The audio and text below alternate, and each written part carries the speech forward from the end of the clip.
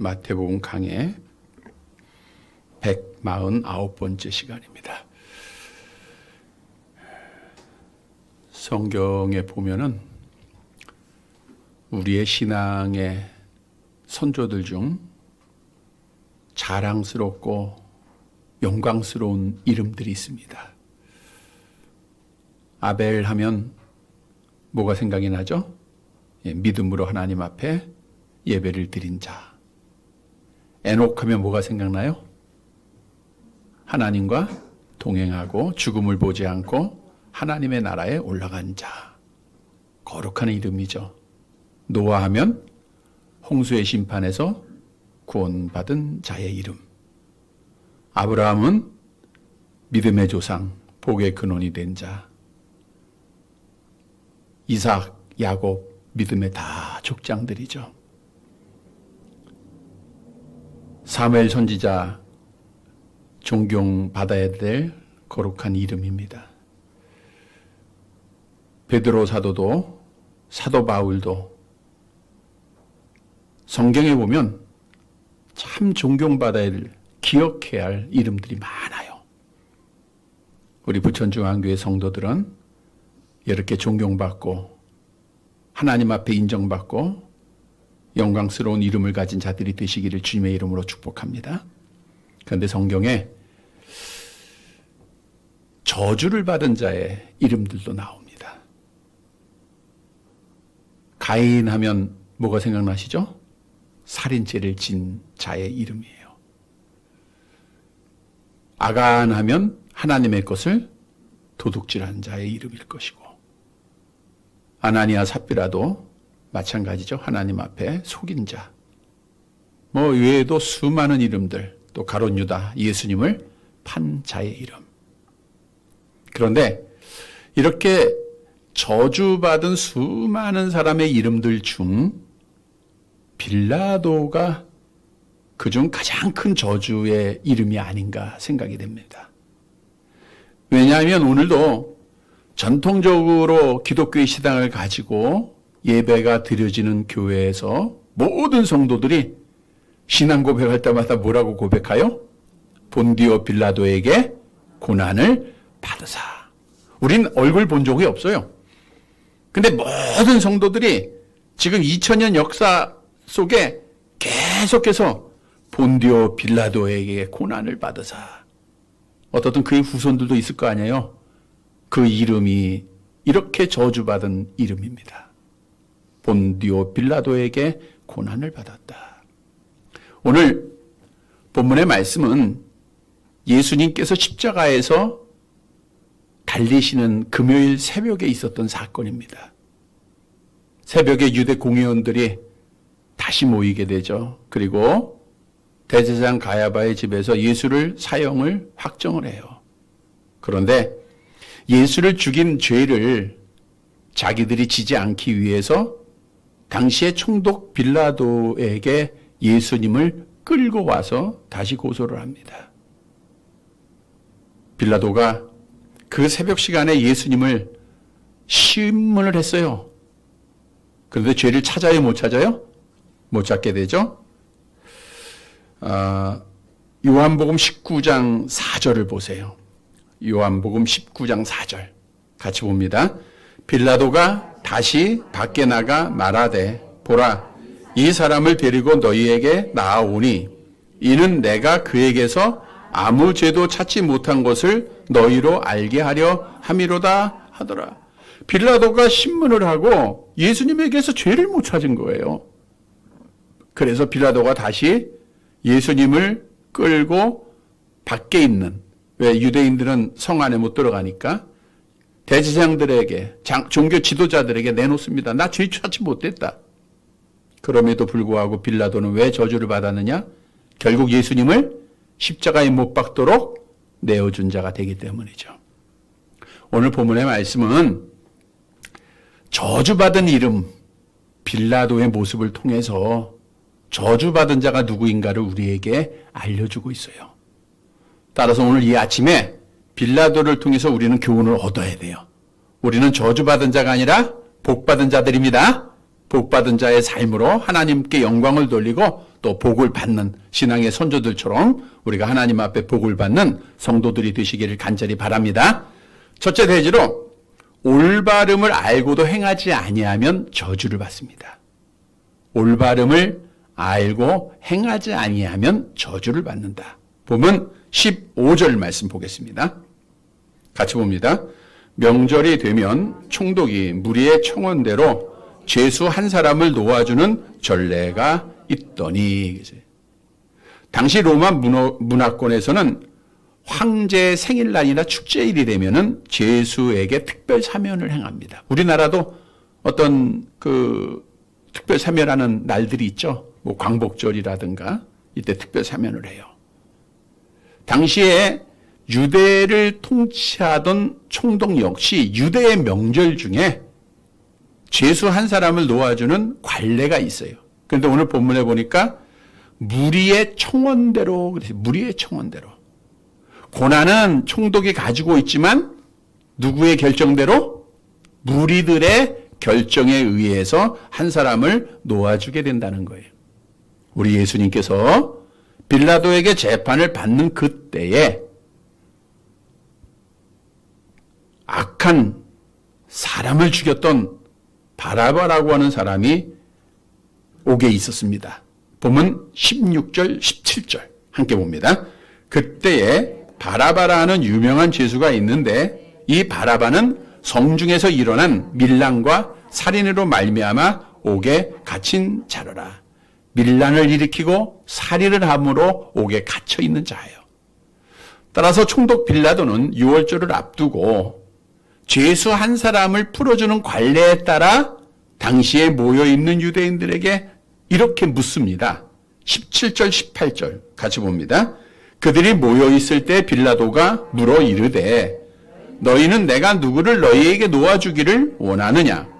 바라바냐? 그리스도라 하는 예수냐 하니 이는 그가 그들의 시기로 예수를 넘겨준 줄 알미더라 그랬어요.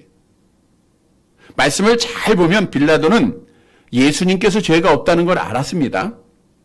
또 18절 하반절에 보니까 유대의 종교 지도자들이 시기에서 예수를 재판에 넘겨줘서 무고하게 예수님이 재판을 받고 있다고 하는 것을 알았다라고 말씀해 주고 있어요. 그래서 빌라도는 예수님을 놓아주고 싶은 마음에서 물어본 거예요. 내가 너희에게 누구를 놓아주기를 원하느냐? 바라바냐? 그리스도냐? 그런데 결국 빌라도는 누구를 십자가에 못 박도록 내어주게 되죠? 예수님을 그래요. 다시 말하면 빌라도는 예수님에 대해서 알았어요. 죄인이 아니라는 것도 알았고 종교 지도자들의 시기로 인해서 억울하게 재판을 받고 있다고 하는 올바름을 다 알았던 거예요. 그럼에도 불구하고 그 올바름을 실천하지 못하고 결국 예수를 십자가에 못 박도록 내어주었기 때문에 지금도 가장 저주받은 이름 본디오 빌라도에게 고난을 받으사 이런 자가 됐다는 거예요. 여러분 우리에게 무엇을 교훈해 주고 있습니까? 올바름을 알았으면 행해야 됩니다. 올바름을 알고도 행하지 아니하면 저주받은 자가 되는 거고요. 올바름을 알고 행하면 복받은 자가 된다는 거예요. 다시 말하면 아는 지식으로 그쳐서는 진짜 믿음, 복받는 믿음이 아니라는 거죠. 예를 들어 보면 귀신들이 하나님, 예수님 믿었을까요? 안 믿었을까요? 믿었죠? 다 알았습니다. 내가 하나님이 한 분이신 줄 믿느냐? 귀신들도 믿고 떠느니라 그랬죠? 우리 예수님이 이제 귀신을 내어 쫓을 때 귀신이 나와서 예수님 앞에 이렇게 말했습니다. 누가복음 8장 28절 함께 봅니다. 예수를 보고 부르짖으며 그 앞에 엎드려 큰 소리를 불러 이르되 지극히 높으신 하나님의 아들 예수여 당신이 나와 무슨 상관이 있나이까 그랬어요. 마귀가 예수님을 향하여 하나님의 아들 그래요. 다 압니다. 예수님이 하나님이라고 하는 사실, 예수가 그리스도라고 하는 사실을 알았는데 이 올바름은 아는 지식에 그친 거예요. 그가 예수를 믿어요? 마귀가? 진짜 믿음이 아니죠? 머리로만 올바름을 깨닫고 진짜 믿음을 갖지 않았기 때문에 지옥에 떨어진 저주받은 자가 되는 거예요. 여러분, 복 받는 진짜 믿음은 머리로 알아야 돼요. 아, 이게 올바른 거구나. 그리고 마음으로 그 사실을 확신을 해야 됩니다. 그리고 세 번째 중요한 것은 확신이 됐으면 그분께 모든 것을 다 맡기는 거예요. 이게 올바른 믿음입니다. 또 하나 예를 들어 보면 교회에 다니는 모든 사람들마다 가장 좋아하는 성경 구절 하나가 수고하고 무거운 짐진 자들아 다 내게로 오라 내가 너희를 쉬게 하리라 라는 말씀일 거예요. 우리가 주님 앞에 나오면 주님이 우리에게 쉼을 주세요, 안 주세요? 주죠. 예, 다 믿습니다. 베드로전서 5장 7절에 뭐라 그래요? 한번 볼까요? 5장 7절 시작. 너희 염려를 다 주께 맡기라. 이는 그가 너희를 돌보심이라. 아, 주님 앞에 맡기면 주님이 다 돌봐주신대. 우리에게 평안함을 주신대. 이게 우리의 지식이에요. 이게 올바른 사실이죠? 그런데 진짜 믿음을 가진 사람은 어때요? 이 말씀대로 무겁고 수고한 짐, 우리의 모든 염려를 주님 앞에 나와서 더 던져버립니다. 그러면 내 마음에 뭐가 있어요? 평안함이 있어요. 그게 진짜 믿음이에요. 그런데 부족한 믿음, 가짜 믿음은 이 말씀을 알아요. 올바름을 압니다. 열심히 기도합니다. 눈물 흘립니다. 그리고 염려, 걱정 주님 앞에 던져버린 것 같은데 다시 가지고 와요. 기도했음에도 계속해서 걱정하고 염려하는 것. 이거는 온전한 믿음이 아니라는 거죠. 오늘 빌라도가 올바름을 깨달았어요. 알았습니다. 그러나 그거를 실천하지 않은 거예요. 이거는 부족한 것이고 저주받는 자의 모습이라는 거예요. 예를 들어 볼까요? 출애굽기서 20장 8절 함께 봅니다. 안식일을 기억하여 거룩히 지키라. 우리가 주일을 성수하는 게 올바름이죠? 그래서 오늘도 우리는 그 올바름을 알기에 나와서 하나님 앞에 예배드리는 거죠. 주일을 성수하는 것 올바른 일입니다. 그러면 나와서 하면 되는 거예요. 그게 복받을 자의 모습이에요. 하나님의 영이시니 예배하는 자는 영과 진리로 예배하라. 우리가 영과 진리를 다해서 온 마음을 다하여 성품을 다하고 뜻을 다해서 하나님 앞에 예배드리는 거 올바른 일이기 때문에 하는 거죠. 그게 복받은 자예요. 우리가 찬송을 어떻게 하죠? 히브리서 13장 15절 함께 봅니다. 그러므로 우리는 예수로 말미암아 항상 찬송의 제사를 하나님께 드리자. 이는 그 이름을 증언하는 입술의 열매니라. 찬송은 입술의 열매예요. 성경에 크게 하라 그랬어요? 작게 하라 그랬어요? 크게 하라 그랬어요. 우리가 입을 열어 크게 찬양하는 것이 올바름이에요. 성경에서 말씀하고 있는 올바름입니다. 그러면 우리는 뭐 해야 돼요? 저주받은 자들은 안 하는 거고 복받은 자는 하는 거예요. 올바름을 알았으면 행하는 겁니다. 구역예배 드리고 기도회로 모이는 것, 이거 성경에 올바름임을 말씀하고 있습니다. 히브리서 10장 25절 함께 봅니다. 모이기를 패하는 어떤 사람들의 습관과 같이 하지 말고 오직 권하여 그날이 가까움을 볼수록 더욱 그리하라. 모이기를 패하는 것은 악한 영의 역사예요. 너희는 모이기를 힘쓰라고 성경이 말씀하고 있어요. 더 열심히 모이는 겁니다. 구역예배 모이고요. 기간 모이고 회의하고 이게 올바름이에요. 올바르면 우리는 하는 거예요. 초대교회에 예루살렘 교회가 성도들이 모이면 음식을 먹었어요? 안 먹었어요? 음식을 먹으며 교제했죠? 음식을 먹는 게 올바름이에요. 그러면 하면 됩니다. 아주 간단해요. 성도 여러분, 빌라도는 올바름을 알고도 행하지 않았다가 저주받은 자가 된 거예요. 우리는 올바름은 알고 행하면 복받은 자가 되는 겁니다. 복과 저주가 우리 앞에 있어요. 우리는 어떻게 해야 돼요? 올바름을 알았으면 어떻게 해야 돼요? 그대로 행해야 되겠죠?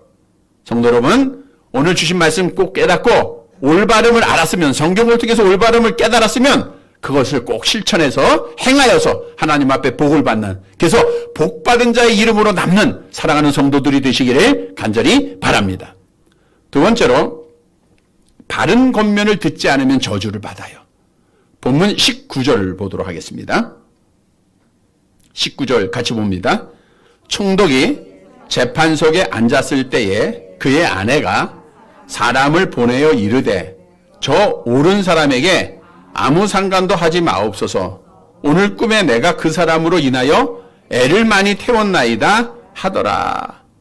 총독이 다시 예수님을 재판하고 있을 때 그 아내가 사람을 보내 말합니다. 저 옳은 사람, 여기서 옳은 사람이라는 것은 죄가 없는 의로운 사람이라는 거예요. 총독의 아내가 알았어요. 그래서 저와 아무 상관하지 마세요라고 부탁을 해요. 권면을 합니다. 왜냐하면 내가 이 사람으로 인하여서 애를 많이 태웠다는 거예요. 그날 밤 빌라도의 아내가 악몽을 꾼 겁니다. 그래가지고 의로운 자에 대하여 아무 일도 하지 말 것을 빌라도에게 권면을 하게 돼요. 그런데 빌라도는 아내가 보낸 사람의 권면을 들어요, 안 들어요? 안 들어요. 바른 권면이었어요. 바른 권면인데 듣지 않았다가 결국은 복받은 자가 돼요? 저주받은 자가 돼요? 저주받은 자가 되는 거예요. 여러분, 우리에게 주신 교훈입니다. 우리가 바른 권면을 듣지 않으면 저주받은 자가 되는 거예요. 바른 권면을 듣지 않으면 저주받은 자가 됩니다.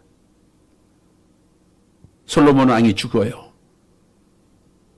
군대 장관이었던 여로보암이 솔로몬의 아들 르호보암에게 와서 이렇게 약속을 합니다. 열왕기상 12장 4절입니다. 함께 봅니다. 왕이 아버지가 우리의 멍에를 무겁게 하였으나 왕은 이제 왕의 아버지가 우리에게 시킨 고역과 매우 무거운 멍에를 가볍게 하소서. 그리하시면 우리가 왕을 섬기겠나이다. 솔로몬이 마지막 때가 돼서 백성들을 무겁게 멍에를 매게 했던 것 같아요. 많은 고통을 준 사람이 된 겁니다. 처음에는 잘했는데 하나님의 은혜 잊어버리고 결국 이런 왕이 됐어요. 그래서 여로보암이 솔로몬 아들에게 와서 부탁을 해요. 당신의 아버지가 우리에게 이렇게 무거운 멍에를 메워줬으니까 좀 가볍게만 하라. 그러면 우리가 당신을 다 따르겠다. 그래서 르호보암은 먼저 아버지 솔로몬과 함께 했던 어른들, 장로님들에게 가서 자문을 구합니다. 그때 노인들이 이렇게 대답을 해요. 왕이 만일 오늘 이 백성을 섬기는 자가 되어 그들을 섬기고 좋은 말로 대답하시면 그들이 영원한 왕의 종이 될 것이다. 내가 당신들의 말의 뜻에 의해서 당신들을 가볍게 하고 당신들을 잘 섬기겠습니다 라고 이야기하라는 거예요. 그런데 이 르호보암은 이 바른 권면을 듣지 않고 자기와 함께 자란 젊은 소년들의 권면을 듣습니다.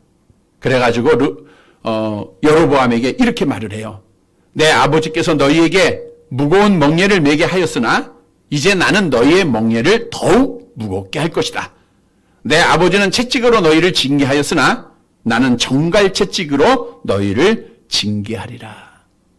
그러면 무서워서 백성들이 르호보암을 잘 섬길 것 같았죠?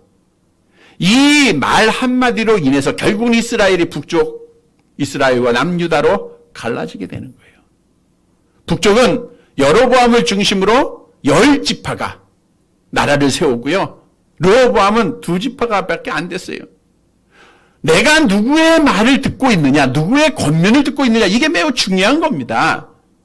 여러분, 사람은 말의 영향을 받아요. 아, 저 사람 참 좋은 사람이야. 저 교회 참 좋은 교회야. 그러면 혹합니다. 방송에 나와서 야, 저 식당 전통이 있고 맛이 있어 하면 다 가보고 싶잖아요. 마찬가지예요. 우리가 누구의 말에 귀가 열려지고 있느냐. 성경은 이렇게 말하고 있죠. 잠언서 17장 4절입니다. 함께 봅니다. 악을 행하는 자는 사악한 입술이 하는 말을 잘 듣고 거짓말하는 자는 악한 혀가 하는 말에 귀를 기울이라. 그러니까 악한 말, 거짓말에 귀가 열려진 자는 사악한 자들이에요. 이런 말 듣지 말라는 거죠. 지혜로운 자는 권면을 듣는 겁니다. 잠언서 13장 10절에 보니까 권면을 듣는 자, 지혜로운 자예요. 그러면 우리에게 진짜로 권면해 주는 말씀은 무엇일까요? 영원히 변하지 아니하는 성경 66권의 말씀입니다. 다시 말하면 사람의 말이 아니라 하나님의 말씀의 권면이 우리에게 주어질 때, 설교를 통해서 주어지고 여러분이 성경을 읽을 때 권면하시죠? 그럼 그 말씀을 들어야 돼요? 안 들어야 돼요? 들으면 복 받고 안 들으면 저주받는다, 그거예요. 성경도 하나님의 말씀의 권면을 듣는 자에게 이렇게 약속을 하고 있습니다. 신명기 18장 1절 2절 함께 봅니다. 내가 내 하나님 여호와의 말씀을 삼가 듣고 내가 오늘 내게 명령하는 그의 모든 명령을 지켜 행하면 내 하나님 여호와께서 너를 세계 모든 민족 위에 뛰어나게 하실 것이라. 이하의 말씀에 보니까 성읍에서도 복을 받고 들에서도 복을 받고 손으로 하는 일마다 좋은 열매 맺고 후손들이 복을 받아요. 하나님의 말씀의 권면을 듣고 행하면 복 받는다는 겁니다. 성경도 교회들에게 하시는 말씀을 듣는 자들은 하나님의 생명책의 이름이 기록될 것, 둘째 사망의 해를 받지 아니할 것을 우리에게 약속하고 있어요. 성도 여러분, 빌라도는 바른 권면을 듣질 않았어요. 그래서 저주받은 자가 됐어요. 이 사실을 알고 우리는 하나님의 말씀의 권면을 받을 때마다 좌우로 치우치지 말고 이 말씀 그대로 행하여서 하나님 앞에 복받는 사랑하는 성도들이 되시기를 간절히 바랍니다. 세 번째로, 세상을 두려워하면 저주를 받아요. 그러니까 사람을 두려워하면 저주받습니다. 본문 20절로 가겠습니다. 이제 빌라도가 무리들에게 물었죠.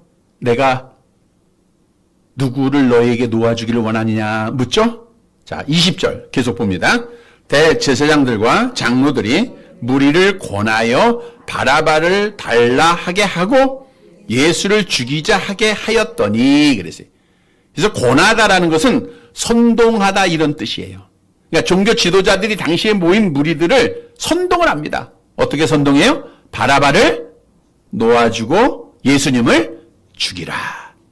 그래서 총독이 질문할 때에 이들이 이렇게 외치게 됩니다. 21절, 22절 본문입니다. 함께 봅니다. 총독이 대답하여 이르되 둘 중에 누구를 너희에게 놓아주기를 원하느냐? 이르되 바라바로소이다. 빌라도가 이르되 그러면 그리스도라 하는 예수를 내가 어떻게 하랴? 그들이 다 이르되 십자가에 못 박혀야 하겠나이다. 그들이 다 이뤘다는 것은 한 사람도 예외 없이 모든 군중들이 대제사장과 장로들의 설득을 당하고 그리고 그들의 위협의 말을 듣고 똑같이 외쳤다는 겁니다. 바라바를 놓아주고 예수를 십자가에 못 박게 하소서 그랬어요. 자, 그런데 여러분, 예수를 십자가에 못 박으라고 소리지는 이 사람들은 어떤 사람이었습니까? 바로 5일 전 예수님께서 나귀 새끼 타시고 예루살렘 성에 입성하실 때 예수님을 어떻게 맞이한 자들이죠? 마태복음 21장 9절 말씀 함께 봅니다. 앞에서 가고 뒤에서 따르는 무리가 소리 높여 이르되 호산나 다윗의 자손이여 찬송하리로다. 주의 이름으로 오시는 이여 가장 높은 곳에서 호산나 하더라. 호산나라고 하는 뜻이 뭐죠? 지금 우리를 구원하소서. 예수님이 예루살렘에 입성하실 때에 종려나무까지 흔들리면서 우리를 구원해 주세요. 호산나 다윗의 자손이여 찬양하던 그들이에요. 그들이 5일 만에 종교 지도자들을 두려워하다가 예수를 십자가에 못 박으라고 외친 자들이 된 겁니다. 여러분, 이제 빌라도는 무리들의 외치는 말에 예수님이 십자가에 죽을 만큼의 아무런 악을 행하지 않았다고 말을 계속해요. 그러나 백성들이 계속 외치죠. 본문 23절입니다. 23절 함께 봅니다. 빌라도가 이르되 어찌미냐 무슨 악한 일을 하였느냐. 그들이 더욱 소리질러 이르되 십자가에 못 박혀야 하겠나이다 하는지라. 그러니까 빌라도가 놀라요. 분명히 죄가 없고 억울하게 고소를 당한 예수님을 보면서 저들이 예수를 십자가에 죽여달라고 하는 말을 듣자마자 어떤 일이냐 도대체 무슨 일이냐. 근데 저들이 더욱 소리를 지릅니다. 누가복음에 보니까 빌라도가 3번씩이나 반복해서 저들에게 물어봤다라고 기록하고 있는데 누가복음 23장 22절을 보세요. 함께 봅니다. 빌라도가 3번째 말하되 이 사람이 무슨 악한 일을 하였느냐? 나는 그에게서 죽일 죄를 찾지 못하였나니 때려서 놓으리라 그랬어요. 그러니까 빌라도의 본 마음은 예수를 놓아주기를 원했다는 거예요. 그럼에도 빌라도는 예수를 이렇게 변호하다가 두려움이 생겼어요. 어떤 두려움이냐? 밀란이 나는 것이 두려워합니다. 본문 24절을 보세요. 24절 함께 봅니다. 빌라도가 아무 성과도 없이 도리어 밀란이 나려는 것을 보고 물을 가져다가 무리 앞에서 손을 씻으며 이르되 이 사람의 피에 대하여 나는 무죄하니 너희가 당하라. 밀란이 나려는 것, 이게 원문에 보니까 현재 시제예요. 지금 백성들이 밀란을 일으키고 있다는 뜻이에요. 큰 소리를 외치면서 소요를 일으키고 있는 그 무리들을 본 거예요. 따라서 빌라도는 더 이상 자기가 아무리 노력해봐야 성과를 거두지 못할 것 알고 백성들 앞에서 손을 씻습니다. 이 손을 씻었다는 것은 구약에 보면 무죄할 때, 내가 죄가 없다라고 할 때 행하는 표현이에요. 시편 26편 6절 함께 봅니다. 여호와여 내가 무죄함으로 손을 씻고, 내가 무죄함으로 손을 씻었다는 게 빌라도가 로마 사람이지만 유대의 전통이나 율법을 어느 정도 알고 있던 자다라고 볼 수가 있죠. 그리고 빌라도가 손을 씻으면서 말합니다. 나는 무죄하니 너희가 다 당해라. 이 사람에 대해서, 이 사람의 핏값에 대해서 너희가 다 당하라 그거예요. 그랬더니 25절에 백성들이 뭐라고 대답을 하죠? 함께 봅니다. 백성이 다 대답하여 이르되 그 피를 우리와 우리 자손에게 돌릴지어다 하거늘. 얼마나 무서운 말입니까? 예수의 피값을 우리한테, 우리 자손들에게 다 돌리죠.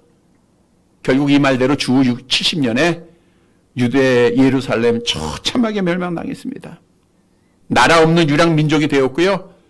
세계 제2차 세전을 통해서 수백만 명의 유대인이 예수를 죽인 죄로 인해서 다 죽임을 당해요.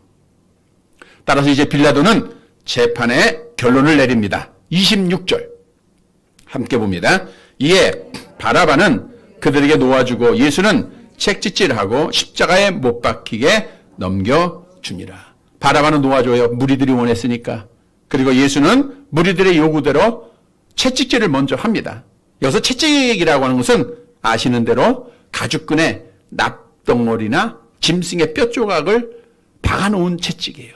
그래서 채찍을 한 번 맞을 때마다 살점이 떨어져 나가고 피가 흘리는 고통의 형벌이에요. 중범죄자들에게 하는 겁니다.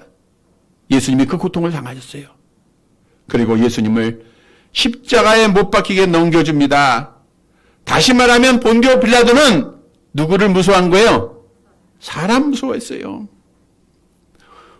군중들이 소요를 일으키자 밀란이 나는 것이 두려웠어요. 세상이 무서웠습니다.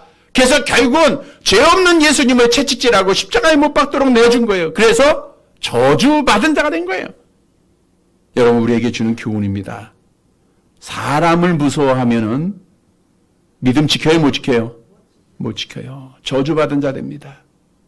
세상을 무서워하면 믿음 못 지켜요. 저주받은 자가 되는 거예요. 성경도 요한계시록 21장 8절에 보니까 그러나 두려워하는 자들은 둘째 사망의 저주가 있음을 우리에게 분명히 말씀하고 있어요. 따라서 천국을 가야 할 복받은 자들은 세상을 무서워하지 말아야 돼요. 이런 성도들 되시기를 바랍니다.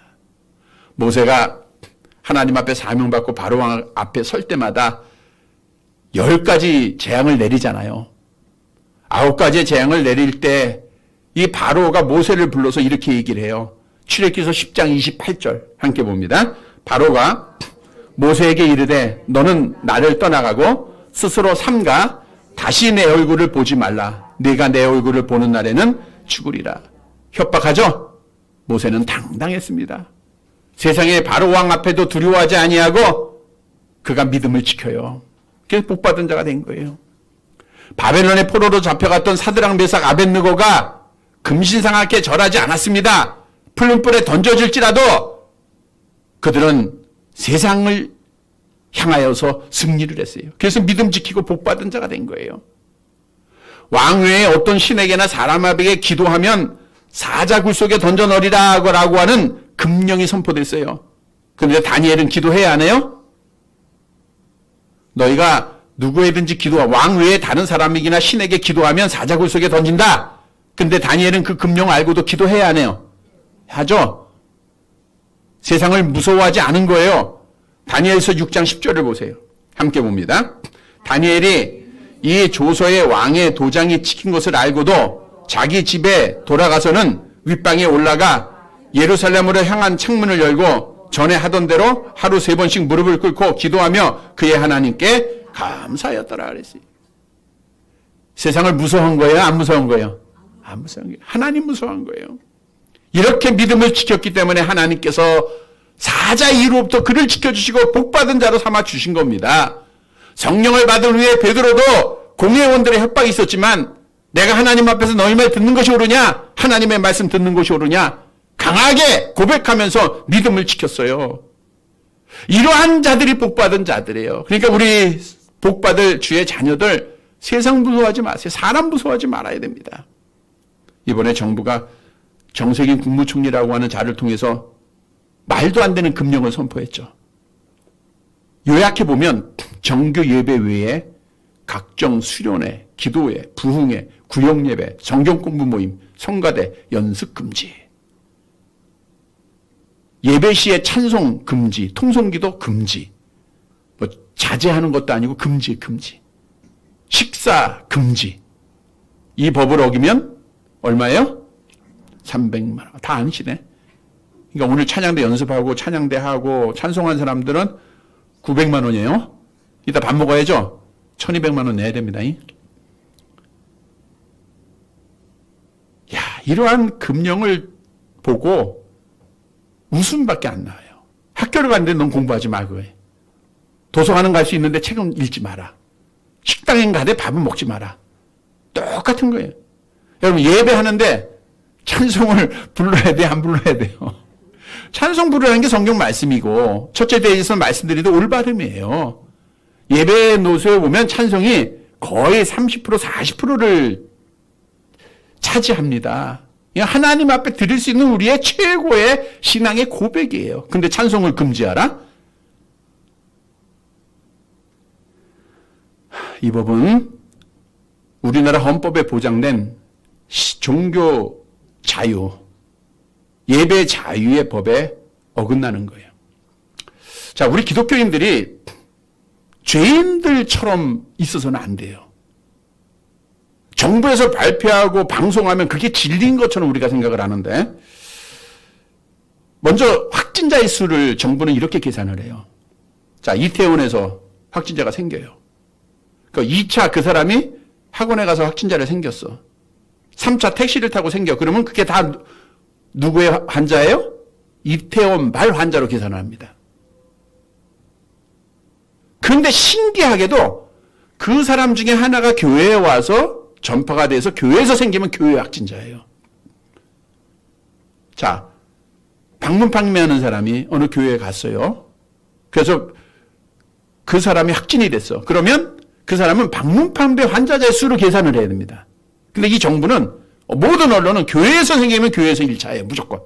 그러니까 교회에서 코로나가 생기는 것처럼 국민들에게 인식을 심어줘요. 다른 종교도 생깁니다. 불교도 생겼고 천주교 다 생기죠. 오직 교회에만 이 명령을 내렸어요. 어떤 기독교 신앙을 가진 여성분이 아마 인터넷에 그 유튜브에 많이 돌아다니는 내용이죠. 정세균 총리실에 전화합니다. 이 정세균 사람도 장로가 안수집사리 가짜죠. 그러니까 신앙이 아닙니다. 그 사람이 그런 질문을 해요. 당신들은 회의하냐 안 하냐? 한대요. 당신은 밥 먹냐 안 먹냐? 아, 식당 가서 밥 먹을 거 아니에요? 구내식당 가서. 교회가 다른 식당보다도 못합니까? 밤 시간에 식당들 보세요. 얼마나 많은 사람도 있고 술집들 보세요. 마스크 끼고 있으면 하나도 안 끼고 거기서 그 가까이서 대면하면서 다 모임 갖고 술 마시고 다 해요. 교회가 술집보다도 못하고 식당보다도 못한 겁니까? 교회는요. 정부에서 방침 내릴 때마다 소독하고 다 준비하고 다 하고 있어요. 물론 방역해야 되고 조심해야 되는 거 맞습니다. 그러나 교회가 코로나의 원인은 아니라는 거예요. 지금까지 어제까지죠. 감염자 수가 13,200명, 오늘 뭐 또 몇 명 늘었으니까 13,000 한 300명 정도 돼요. 거기서 신천지에서 걸린 환자가 5,254명입니다. 그리고 물류센터나 방문 판매 등에서 924명. 요양병원, 병원에서 생긴 것이 843명이에요. 그럼 병원 문 다 닫아야지. 교회에서 감염된 수는 550명이에요. 550명. 그것도 교회로 다 해서. 정부의 종교 인구 발표에 의하면 기독교인이 967만 명입니다. 약 1,000만 명이에요. 그러니까 1,000만 명 중에서 기독교인만 따로 놓고 봐도 500여 명 걸린 거예요. 그러니까 다른 거와 비교해서는 말도 안 되게 적은 겁니다. 교회 수가 한 6만 5천 교회 됩니다. 적용되는 지금 코로나로 인해서 이렇게 해당됐던 교회들이 약 지금까지 6개월 동안 한 30교회 돼요. 30교회. 6만 5천 교회에서 30교회입니다. 근데 이 정부는 방역 실패 책임은 안 져요. 외국에서 나오는 근원은 차단은 안 해. 그래서 오직 교회만 이들이 하고 있어요. 이거는 교회에 대해서 교회를 파괴하라는 것이고요. 하나님을 대항하는 것이고 이거는 너무너무 악한 짓들입니다. 하나님을 알지 못하는 자들이 하는 짓이에요. 왜냐하면 이 정부는 공산주의하고 사회주의 사상에 빠진 자들이에요. 교회를 어떻든 없애려고 하고 탄압시키려고 하고 자유민주주의 파괴하려고 하고 엉뚱한 발표와 금지를 통해서 성도들을 위축시켜서 교회에 못 나오게 하는 아주 어리석은 짓입니다. 정말 여러분들이 신앙을 가지고 있다고 하면 참 신앙이 있다고 하면 이제는 분노해야 돼요. 왜? 우리야 진리를 지켜야 됩니다. 대항해야 돼요. 신사참배하라 할 때 우리가 하지 않고 순교한 자들이 복받은 자들이에요. 공산주의 싫다고 참 믿음을 지킨 자들이 그리고 순교당한 자들이 복받은 자들입니다. 또한 이 정부가 지금 포괄적 차별금지법이 정의당 국회의원에 의해서 민주당의 의원들에 의해서 상정을 해놨어요. 지금 이게 통과되면요 하나님은 이 나라 반드시 떠납니다. 쉽게 예를 들어보면 남자 여자의 성은 하나님이 정해준 거예요. 근데 이 법에는 내가 정하는 겁니다. 나는 중성하면 중성되는 거예요. 내가 여자의 모습이지만 여자지만 난 남자 하고 싶어. 그러면 남자로 해줘야 돼요. 그걸 차별할 수 없다 그거예요. 하나님을 대항하는 법입니다. 우리가 기독교는 차별하지 않아요. 차별한 적도 없습니다. 예를 들어서 교회에서 다른 종교 이슬람을 믿으면 지옥 갑니다 하면 이거는 법에 접촉이 돼요. 근데 지금은 또 이렇게 교회 내에서 하는 건 괜찮다 이렇게 이제 주장하고 있는데 그러나 전도는 하지 못한다. 단체나 학교에서 하지 못한다. 그럼 기독교 신학교 대학에서도 그걸 못 가르치는 겁니다. 그러니까 이 법은 엄청난 법이고 하나님을 대항하는 거예요. 이 정권이 교회를 파괴하고 교회를 없이 하기 위해서 이렇게 말도 안 되는 이러한 일들을 이러한 법들을 지금 만들고 있는 거예요. 우리는 더 깨어나야 됩니다. 기도해야 됩니다. 정말 이 정부가 빨리 이러한 금지 같은 거 교회를 차별하는 거 빨리 중지시킬 수 있도록 우리가 기도하고 정말 하나님의 역사는 하나님이 함께하는 나라가 되기 위해서 우리가 기도해야 돼요. 여러분 우리는 하나님의 말씀과 세상의 법이 같을 때도 있고 충돌이 될 때도 있어요. 성경에 도둑질하지 말라.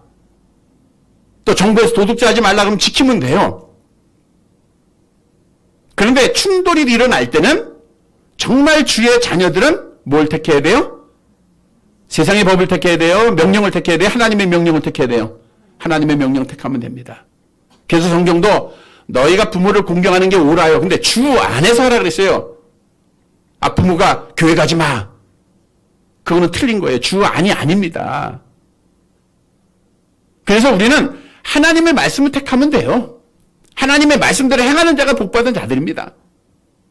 그래서 우리는 세상 절대 두려워하지 않고 무서워하지 말아야 됩니다. 마태복음 10장 28절 함께 봅니다. 몸은 죽여도 영혼은 능히 죽이지 못하는 자들을 두려워하지 말고 오직 몸과 영혼을 능히 지옥에 멸할 수 있는 일을 두려워하라. 오늘 빌라도는 누구를 두려워했어요?